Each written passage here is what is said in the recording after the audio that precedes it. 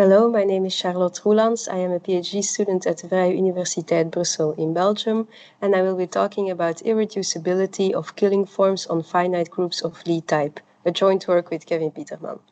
So you may already know killing forms in the context of Lie algebras. For a Lie algebra, the killing form is a bilinear form given by this expression here. So if we want to look at killing forms on finite groups, we first need some sort of Lie algebra structure on the group. We do this by taking a conjugation-stable subset C of the group, and then we look at the complex vector space with C as its basis. As our bracket operation, we take the conjugation action of the group and we extend this bilinearly, so we get more or less a Lie algebra structure on the subset C. This construction was first done by López Peña, Majid, and Rietsch in 2017. And the reason I say more or less a Lie algebra structure is because it's actually a braided Lie algebra. But for the purpose of our talk today, we don't need those technicalities. So now that we have sort of a Lie algebra structure on the subset C, we can look at its killing form. This is then again a bilinear form which takes two elements A and B from the subset C and sends them to the trace of the map that first takes a bracket operation, so conjugates with B and then with A, or thus the trace of the map that conjugates with the product AB.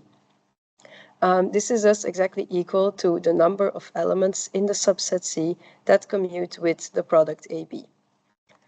Now, if we take the killing form for any two elements in the subset C and we put all of those values in one big matrix with rows and columns indexed by C, then we say that the killing form is non-degenerate if this underlying matrix is invertible.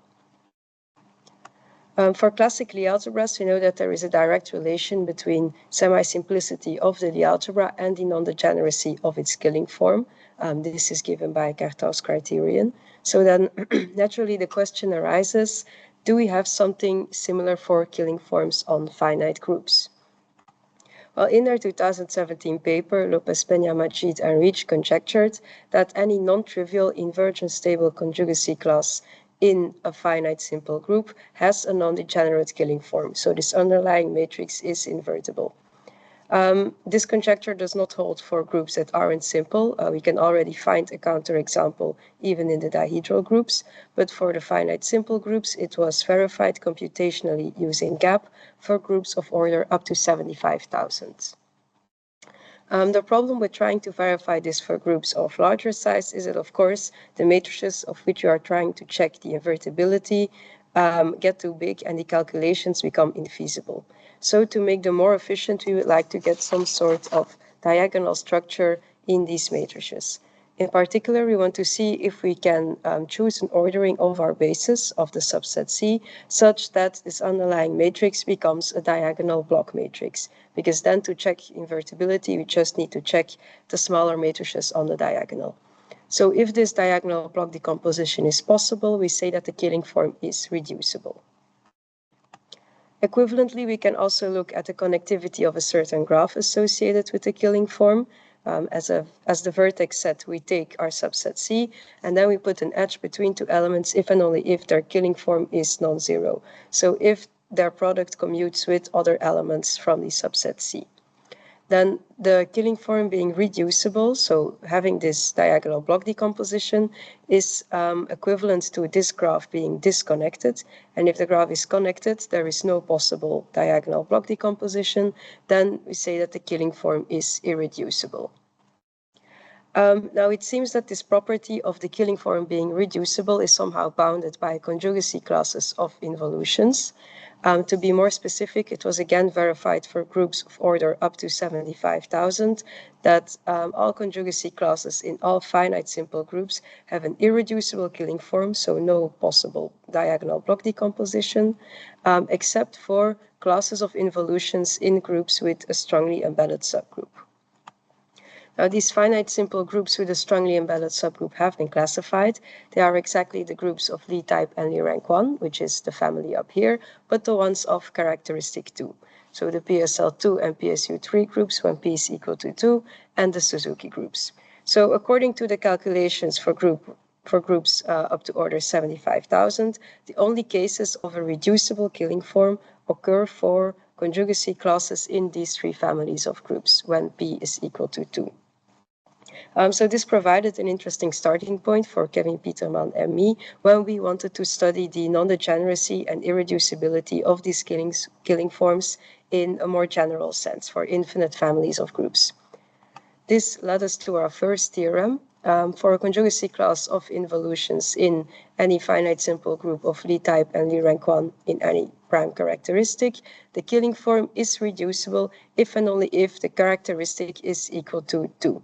So in those cases, we have this diagonal block decomposition of the underlying matrix, and it turns out that this underlying matrix is then invertible. So in those cases, the killing form is non-degenerate. Note that this also confirms the conjecture on non-degeneracy for an infinite family of cases. On the other hand, showing that in all other cases the killing form is irreducible, so that we don't have this diagonal block decomposition, that proves to be a bit more complicated. But we have developed a few different methods and techniques to deal with this problem, so for the remainder of this talk, I'd like to give a sketch of 2 of them. So we want to show that the killing form is irreducible, or thus that this associated graph with an edge between 2 elements, if their killing form is non-zero, is connected. So for our first strategy, we're going to divide our conjugacy class into different clusters. For example, if we're working with P elements, we can look at the Silo P subgroups. And then we are going to show that every cluster on its own is connected as a subgraph. Finally, we then show that there are also edges between the different clusters. So there are elements from the different clusters that have non-zero killing form. And this then implies that the whole graph is connected. In practice, this comes down to looking at, for any 2 elements of the conjugacy class, what can their product look like? And when does this product, again, commute with other elements from the same conjugacy class? The problem with this strategy lies in the second step. Using the natural choices of clusters, for example, the Silo P subgroups, works great in some cases where we can even show that the clusters are cliques. But in other cases, it fails, and then this strategy doesn't work anymore. So we have developed a second strategy, which is based on the fact that the killing form is stable under conjugation. So if we take 2 elements that have non-zero killing form, they have an edge between them in the graph, and we let the group act on them by conjugation, then the resulting 2 elements will still have non-zero killing form. They will still have an edge between them. So as the group acts transitively on the conjugacy class, it also acts transitively on the set of connected components of the graph associated with the killing form. Furthermore, for each element in a certain connected component, the centralizer of that element is contained in the stabilizer of that component. So now the killing form is irreducible. This associated graph is connected if and only if the stabilizer of a connected component is equal to the entire group. So for our second strategy, we're first going to prove that there are 2 elements, x and y, in the conjugacy class that have non-zero killing form. So they have an edge between them and they lie in the same connected component. Then we know that both of their centralizers are contained in the stabilizer of that connected component. So we're going to use, for example, maximal subgroup properties of those centralizers to prove that they generate the entire group.